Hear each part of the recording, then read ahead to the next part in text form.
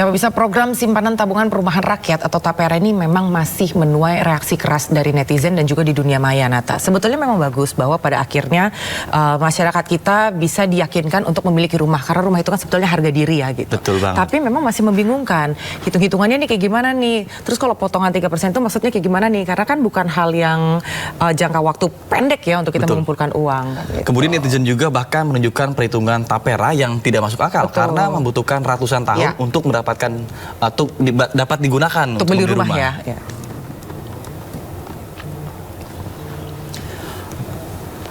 Akun @solehsolihun menulis potongan TAPERA 3% per bulan untuk gaji sebesar 10 juta, maka dibutuhkan 100 tahun untuk dapat membeli rumah senilai 360 juta rupiah.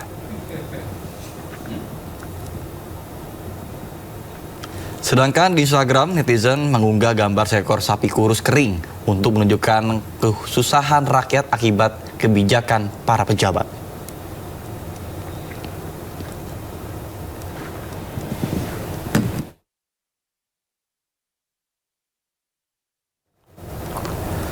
Bahkan tidak hanya di dunia maya, aturan program simpanan tabungan perumahan rakyat atau TAPERA juga menuai pro kontra di kalangan para pekerja. Sebagian pekerja ini keberatan, pemirsa, karena gajinya harus dipotong 3%, namun sebagian juga setuju untuk tabungan di masa depan. Sebenarnya sih nggak setuju ya, tapi ini kan peraturan pemerintah baru, jadi kita mau nggak mau, walaupun gaji nggak naik juga tetap harus terima sih. Menurut saya itu harusnya opsional aja ya, kan orang juga sekarang dengan biaya yang makin tinggi, terus ada wacana juga katanya biaya listrik mau naik juga, itu opsional lah. Kalau menurut saya sih, kalau buat pribadi saya setuju ya, karena itu membantu buat kaum muda seperti saya yang pengen punya rumah ya. Cuman ya kembali lagi ke masing-masing, mungkin ada yang nggak setuju juga karena mungkin mereka sudah kecukupan punya rumah atau ada warisan dari orang tua gitu.